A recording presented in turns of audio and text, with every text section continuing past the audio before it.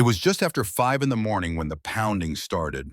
Not a polite knock or a doorbell, but the kind of violent pounding that makes the glass rattle like a storm's about to rip your house apart. Police open up, a voice barks sharp and hostile. Upstairs, 17-year-old Jordan Miller shot awake. His chest heaved like a runner mid-sprint, heart thudding against his ribs. He was still in his plaid pajama pants, barefoot, rubbing sleep from his eyes when he heard his mother's voice slice through the hallway. "Jordan, stay back, Cynthia." His mom was already moving, robe half-tied, phone clutched in her hand, thumb hovering over 911. Her hair still wrapped in the scarf she wore to bed, eyes wide open, not with fear, but with something sharper. Instinct. She never even made it to the peephole. The door exploded off its frame with a deafening crack. 3 men in tactical gear stormed in like they were raiding a cartel hideout. Rifles raised, visors down, adrenaline pumping, hands on the ground. Now Jordan's first instinct was to throw his hands up. "I live here. What's going on?" His words barely left his mouth before they slammed him face first into the hardwood. A knee dug into his back. The cuffs clamped so tight it felt like his bones might snap. "Stop!" Cynthia screamed, rushing forward, barefoot across broken wood. "That's my son. He hasn't done anything." One of the officers, bigger than the others, shoved her against the wall so hard the drywall cracked. "Back up, ma'am."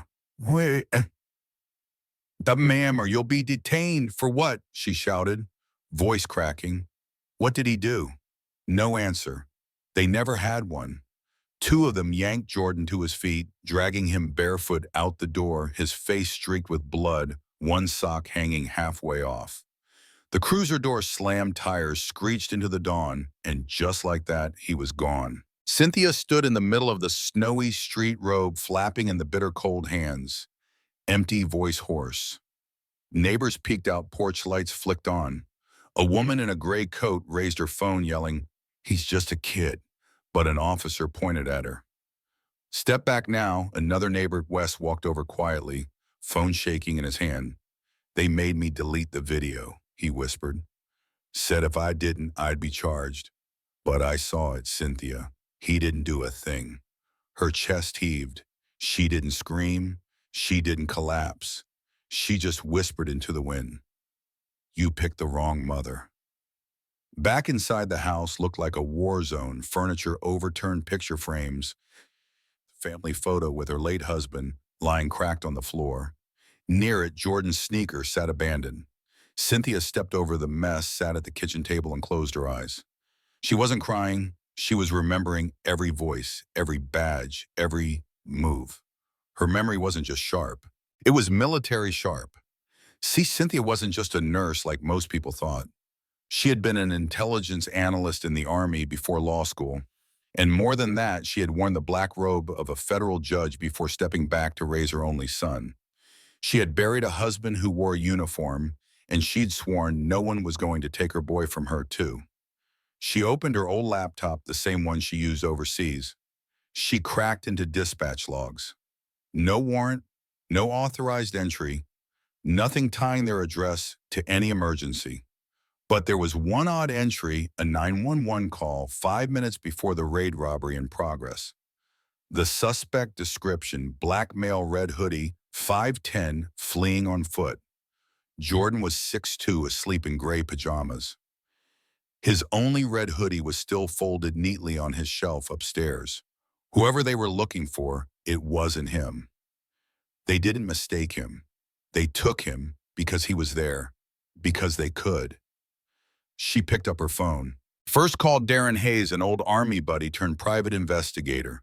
"They stormed my house, no warrant. They took Jordan. I want you to dig." Darren didn't hesitate. "You'll have something in 2 hours." Second call. Michelle Torres, civil rights attorney. "Michelle, they bruised him. They slammed him. I want to sue everyone." Michelle's voice turned sharp. "Good. That's a start. You still got cameras in your foyer?" Cynthia nodded. "Send me everything. We're going to burn this down." Third call, Dr. Shaw, Jordan's pediatrician since he was 5. They heard him. "I need documentation." Dr. Shaw whispered, "I'll come myself." An hour later, Jordan was dropped at the station like a return package. No paperwork, no apology. His lip was split, hoodie on wrist swollen from the cuffs, and waiting there in the lobby with that smug grin, Sergeant Blake Hodges, the one who had shoved Cynthia against the wall. Bit of a mix-up, he smirked. Wrong place, wrong time happens. Cynthia stepped between him and her son, her voice cold. You think I don't understand what just happened here? You will. Back home, Jordan sat at the kitchen table, hands trembling as he tried to hold a mug. They didn't even ask me anything, Mom. One of them just looked at me and said, you people always got excuses. Then he laughed. Cynthia's jaw tightened. Later that night, she slid a flash drive into her laptop. Footage flickered to life, the door exploding. Jordan's hands raised the violent tackle, her scream, and then clear as day. That cruel voice will say he charged. They always believe that. She paused, zoomed in. His face was partly hidden, but she knew the voice. Hodges. She copied the files to encrypted servers, sent them to Michelle and Darren. The subject line was short. They went after the wrong boy. Let's go to work. But she wasn't done. Because when the knock came again, 2 nights later, it wasn't a battering ram. It was 3 quiet taps. She opened the door halfway. A man in plain clothes stood there, mid-40s, brown coat. Miss Miller, he said carefully. Detective Alvarez, Internal Affairs. Not official. If I filed this conversation, it'd be buried in 10 minutes. There's a list. Your son's on it. Her stomach sank. What kind of list? Unofficial, future risk profiles. Mostly black boys. They tag them assertive, athletic, confident. They call it monitoring, but it's hunting. Why tell me, Cynthia asked. Because last time I stayed quiet, a kid ended up in ICU. And I've got a son Jordan's age. You need proof, 3rd floor evidence archive. Room numbers on this slip. That night, Cynthia called Darren again. Hope you still got your old field gear. 2 nights later, dressed as maintenance workers, they rolled a cart through the precinct loading dock. Cynthia's badge read Civic Tech Maintenance. Clipboard in hand, she walked like she belonged. Archive C, that's where the rot lived. Inside, the cold room buzzed. She found the drive marked Community Behavior Watch. Darren hooked it up, files scrolled by. Names, ages, notes like talks back in class, wears hoodie assertive. Then her son's name, Jordan Miller. 17 assertive athletic flagged. Patrol engagement advised. Her chest burned. They weren't catching criminals. They were pre-selecting targets.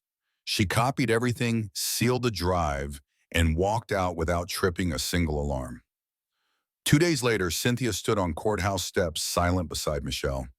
Cameras swarmed, microphones out. Michelle addressed the crowd.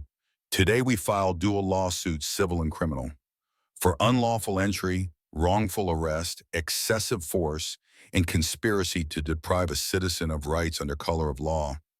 Then she nodded to the tech. The footage rolled on a big screen, the door exploding, Jordan's face, the takedown. The voice will say he charged. They always believe that.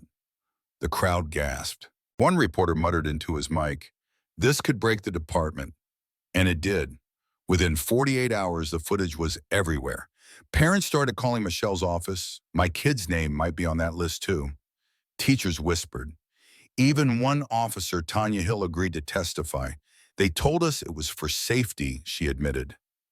But really it was intimidation. And I saw Jordan's name myself. When the trial came, Sergeant Hodges sat at the defense table smirking. Deputy Chief Connolly walked in jaw tight, pretending this was just politics. But when the judge asked Hodges directly, "Do you deny this is your voice saying, 'We'll say he charged'?" he lowered his head. "No, Your Honor." The courtroom erupted. The judge's ruling was swift charges for abuse of authority, obstruction of justice, unlawful surveillance of minors. And beyond that, a federal audit into the entire department, oversight by a civilian board with subpoena power. Outside, a crowd gathered, parents, students, activists. And in the middle, Jordan stood beside his mom, holding a sign he'd painted himself, "We are not your profiles." Reporters swarmed Cynthia. Do you feel vindicated? One asked. She blinked slowly. No, because my son still has nightmares.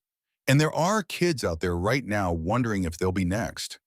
That night, Jordan sat at his desk, still sore but steady. In civics class, he had told his teacher he wanted to start a student rights club, Know Us Not Watch Us. By the next week, kids from other schools wanted in. Cynthia watched him, pride and worry tangled together. She knew the system wouldn't change overnight, but the silence was broken. So let me ask you, if it were your child on that list, cuffed and dragged from their own home, before sunrise, would you stay quiet, or would you stand up like Cynthia did and make them answer for it? Drop your thoughts in the comments. Have you seen something like this happen in your community? Do you think justice really exists? Or is it something we have to build ourselves piece by piece? Because the truth is, silence never protected anyone. But speaking up, that just might.